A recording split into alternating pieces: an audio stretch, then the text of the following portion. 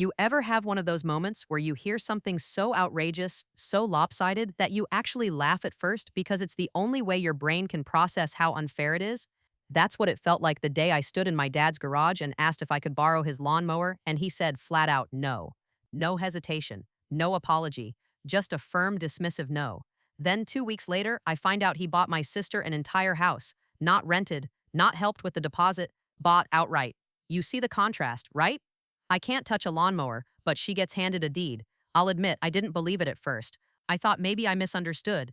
Maybe it was exaggerated. But when my sister proudly gave me the grand tour of her shiny new two-story place, grinning ear to ear and casually dropped, "Yeah, Dad paid for it," the laugh that came out of me wasn't joy. It was that bitter, hollow kind of laugh, the one that tastes like betrayal.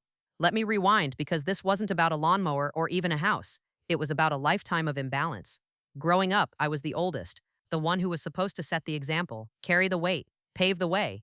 My dad was hard on me, harder than on anyone else. If I got a B, it was, why not an A?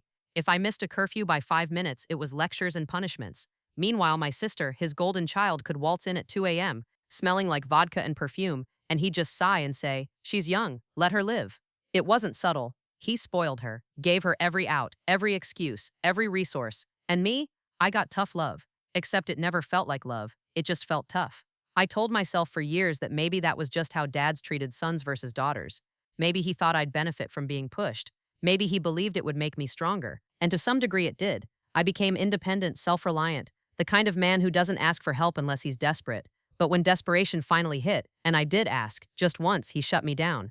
I'd been fixing up my small rental house, trying to make it a home. Money was tight, and I couldn't afford fancy landscaping equipment. So one Saturday, I went to my dad's place, knocked on his garage door, and asked, "Hey, can I borrow your mower? Just for the weekend. I'll bring it right back." He didn't even look up from what he was doing. He just said no. I blinked. "No? No," he repeated like it was obvious. "I don't like lending out my tools." "Dad, it's a lawnmower, not a kidney," I said, half joking, trying to cut the tension. But he didn't crack a smile. I said no. Buy your own. That was it. End of discussion. I left that day angry, but I told myself not to overthink it. Maybe he was in a bad mood. Maybe he was worried I'd break it. Whatever. It was just a mower. I'd figure it out. Then, 2 weeks later, I found out about the house. My sister invited me over, all excited. "Wait until you see what Dad did for me," she said, practically bouncing on her toes. I assumed maybe he'd helped her with furniture, or maybe co-signed a lease. But when she handed me the keys and said, "Welcome to my new home," I felt my stomach drop. I walked through the rooms, the fresh paint, the brand new appliances, the backyard bigger than my entire rental. I asked cautiously, "So, how'd you manage this?" She smiled proudly. "Dad bought it for me. Isn't that amazing?" Amazing. That was one word for it. I plastered on a fake smile, nodded, said all the right things. "Wow, congrats, that's huge. Good for you." But inside I was boiling. Not because I wanted a house handed to me, but because I couldn't stop hearing his voice from 2 weeks earlier. "No, buy your own." I kept replaying it in my head. I can't borrow a mower, but she gets a mortgage-free house? That night, I went home and sat in my dark living room, staring at the walls that I was still patching up myself with tools I'd had to buy secondhand, and I felt this heavy, suffocating weight pressing on my chest. It wasn't jealousy, not exactly. It was something deeper. It was the realization that my dad saw me as less worthy, that no matter how hard I worked, no matter how independent I became, I'd never be his priority. I tried to let it go, tried to tell myself, it's his money, his choice. You're an adult, you don't need handouts. But the more I thought about it, the more it ate at me, not because of the money, but because of what it meant. A few days later, I confronted him. We were sitting on his back porch drinking beers. I finally said, "So, you bought Sarah a house?" He didn't flinch, just nodded. "Yeah, she needed it." I laughed bitterly. "She needed it? Dad, I asked to borrow your mower, and you told me to buy my own, but she gets a whole house." He looked at me, his face unreadable. "She's your sister. She needed a place to start her life, and I don't." I shot back. "I've been working my ass off for years, trying to build something on my own, and the one time I ask for something, something small, you shut me down. Why is she always the exception?" His jaw tightened. "I raised you to be independent." There it was, the old line, the justification for every slight, every unequal treatment. I stared at him, the words catching in my throat. Finally, I said quietly, "Being independent doesn't mean I don't deserve support." He didn't respond, just took another sip of his beer, eyes fixed on the horizon like the conversation was over. That silence was louder than any words. I left that night with the bitter taste of beer and betrayal on my tongue.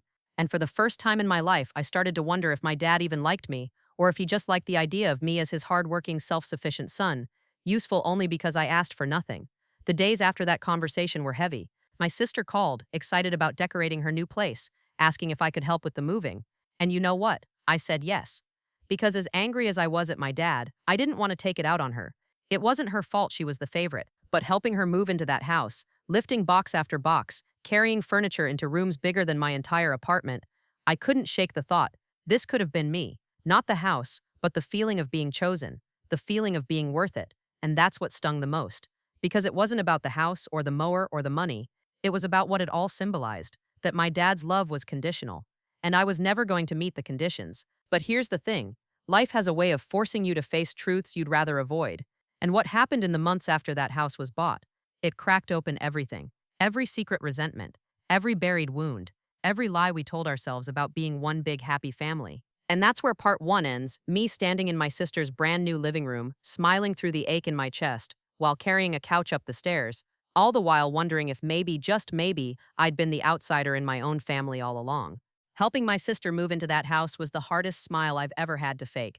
Every box I carried felt heavier than it should have, not because of the weight, but because of what it meant. With each trip up the stairs, I kept hearing my dad's voice, "Buy your own." When I got home that night, my body ached, but it was nothing compared to the ache in my chest. I sat in the dark, staring at my calloused hands and thought, how did we get here? How did I become the son who wasn't allowed to touch a lawnmower while my sister got her name on a deed? I avoided my dad after that. I didn't return his calls. I skipped our usual Sunday check-ins, but silence doesn't heal everything. It just gives your thoughts more room to echo. The unfairness ate at me until I couldn't take it anymore. So one day, I drove back to his house. He was in the yard, trimming hedges with the very tools he wouldn't let me borrow. I stood there for a second, watching him before finally saying, "We need to talk." He wiped sweat from his forehead and said casually, "About what?" "About the house, about the mower, about everything." He frowned. "Still on that?" "Yes," I said sharply, "I'm still on that." Because I can't wrap my head around how you can bend over backwards for her, but the one time I ask for something small, I get shut down. He sighed, setting the trimmers aside. "You don't get it. She needed help. And I didn't?" I shot back. "I've been struggling for years. Rent, bills, patching up my own place by hand. Did you ever think I might need help too?" "You never asked," he said flatly. My jaw dropped. "I did ask. That mower, remember?" "That doesn't count," he scoffed. "That was nothing." "It wasn't nothing to me," I said, my voice shaking now. "It was about respect. About knowing you were willing to back me up, even just a little, and you couldn't even give me that." He stared at me, unblinking. "You're a man. I raised you to stand on your own. She's different." "Different how?" I demanded. "Because she's your baby girl. Because you've always seen her as fragile and me as the one who has to carry everything. That's not love, Dad. That's favoritism." The word hung in the air like smoke. Favoritism. He didn't deny it. He just looked away, as if the conversation bored him, and that silence told me more than words ever could. I left that day shaking. Not from rage this time, but from clarity. For years I'd told myself I was imagining things, that maybe I was too sensitive. Maybe I was misinterpreting. But in that moment, I knew it wasn't in my head. He didn't see me the way he saw her. The weeks turned into months, and the distance between us grew. My sister called often, inviting me over, asking me to come see the renovations she'd done, the new furniture, the garden she was planning. I always said I was busy. It wasn't her fault. Not really. But being in that house felt like walking on glass barefoot. Every corner screamed, "He gave her this." He didn't give you anything. But life has a way of dragging you back into the mess whether you want it or not. It was Easter when it all came to a head. My sister hosted, naturally, in her shiny new house. Against my better judgment, I went. I figured maybe enough time had passed. Maybe we could just eat ham and hide eggs for the nieces and nephews and pretend everything was fine. It wasn't fine. Dinner started off civil, but then my uncle, half drunk, raised his glass and said, "To your dad, for taking care of his kids. Buying Sarah this beautiful house and teaching you." He pointed his fork at me to stand on your own 2 feet. Smart man. The table chuckled. My dad smirked, proud. My sister shifted uncomfortably. And I snapped. I slammed my glass down so hard the table rattled. "Is that what you all think? That he's some hero for handing her everything while leaving me out to dry?" The room went quiet. My dad narrowed his eyes. "Don't start." "No, let's start," I said, my voice rising. "Because I'm done pretending this is normal. I'm done pretending it doesn't hurt to watch my own father draw a line between us, her on one side with a house, me on the other side begging for a damn mower." Gasps, murmurs, awkward glances. My sister whispered, "Please don't do this here." "Why not?" I snapped. "It's the truth. And if we can't face the truth in this family, then what's the point of sitting around this table pretending we're close?" My dad's face turned red. Enough. No, I said, standing. Not enough. Never enough. Not for you. I could bleed myself dry trying to prove I'm worthy, and it would never be enough because in your eyes, I'll never be her. And you know what? I'm done trying. I walked out that night, leaving stunned silence behind me. It's been almost a year since then. I haven't been back. My sister still calls, sometimes crying, telling me she wishes things were different, that she never asked for the house, that she feels guilty every time she looks at it. I tell her it's not her fault, because it isn't, but that doesn't make it hurt less. As for my dad, he hasn't called once, not to apologize, not to explain, nothing. And maybe that silence is the clearest answer of all. Here's the thing, I don't care about the mower anymore. I don't care about the house. What I care about is the message underneath it all, that one of us was worth investing in, and the other wasn't. And you can dress that up however you want. She needed help. You're independent. It's just different. But at the end of the day, it's favoritism. Plain and simple. I've started building my own traditions now. Holidays with friends who feel more like family than my blood ever did. Sunday dinners at my place where no one gets excluded. No one gets treated like the lesser sibling. And you know what? It feels good. It feels free. Sometimes people ask if I regret cutting ties, if I miss my dad. And the truth is, of course I miss the idea of a dad who had my back. But I can't miss something I never really had. So when I drive past my sister's house and see the lights glowing in the windows, I don't feel bitterness anymore. I feel clarity, because I finally understand that worth isn't measured by what someone else gives you. It's measured by how you choose to build a life without their approval. And if anyone asks why my relationship with my dad fell apart, I don't tell them about the mower or the house. I just say because one day I realized I was never going to be chosen, so I chose myself.